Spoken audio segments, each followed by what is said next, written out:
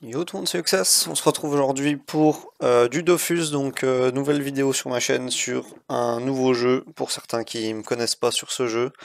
Ceux qui me connaissent le mieux savent que c'est mon jeu de cœur, hein, le jeu auquel j'ai toujours joué.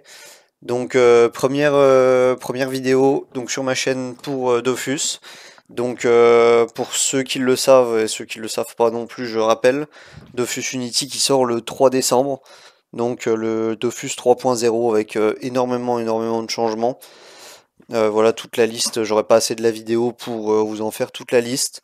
Ceux qui me connaissent d'avant sur Dofus, voilà, j'avais arrêté il y a 3-4 ans. Je vais reprendre du coup à partir du 3 décembre. Donc on m'avait pas mal demandé des vidéos, tout simplement des solotages de ce que je fais sur le jeu. Donc ça y est, je vais m'y mettre officiellement.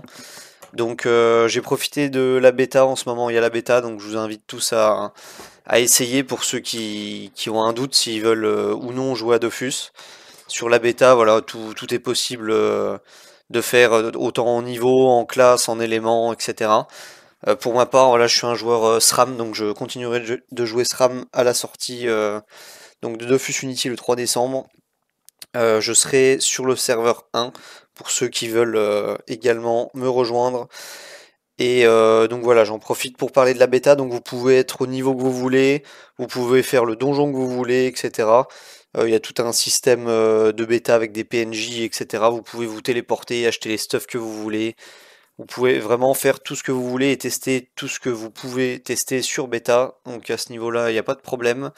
Donc je vous invite à aller dessus et je vais donc poster mes premières vidéos de solotage donc qui viendront de la bêta, qui suivront cette vidéo sur la chaîne.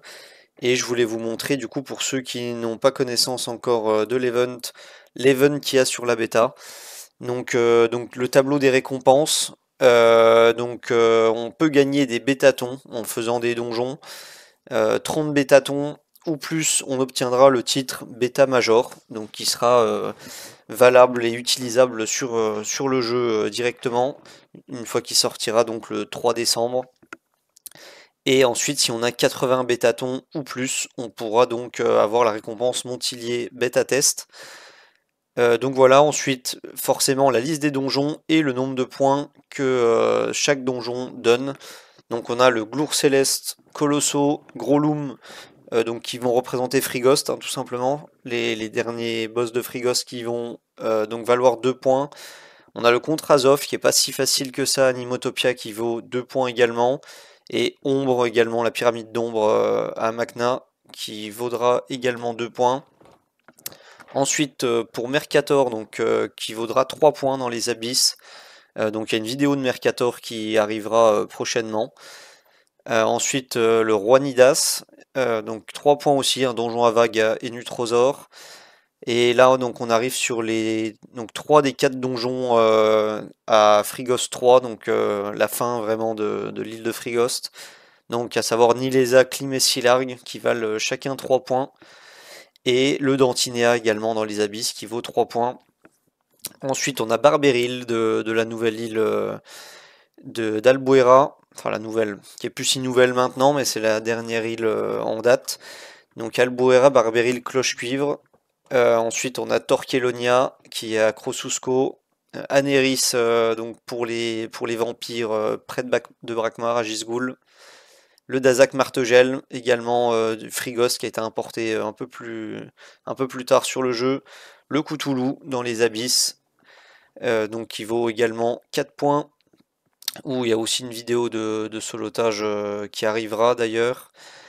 Ensuite on a le Protosaureur, donc voilà, très dur au Roc des Salbatros. Et donc la Mrs Freeze qui vient compléter ces 3 autres collègues qui valaient 3 points. Mrs Freeze ici qui vaut 4. Et enfin le tout dernier donjon de Frigost. Pour clôturer cette île, c'est le fameux compte à rebours qui fait peur à tant de joueurs. Donc qui vaudra 4 points. Et ensuite, donc là, on passe clairement sur des donjons qui sont des plus gros candidats concrètement, notamment dans les solotages, hein. Il y a beaucoup de mécaniques à avoir là-bas. Donc Roi et Reine, donc la mécanique d'encre et de papier de Pandala. Ensuite, on a Elisael, donc qui vaut également 5 points. Le donjon du Chaleuil qui est à vague également, 5 points. La Reine des voleurs qui est peut-être un peu moins compliqué que les autres dans cette liste, qui vaut également 5 points. On a également le Vortex, encore une fois en donjon à vague, 5 points.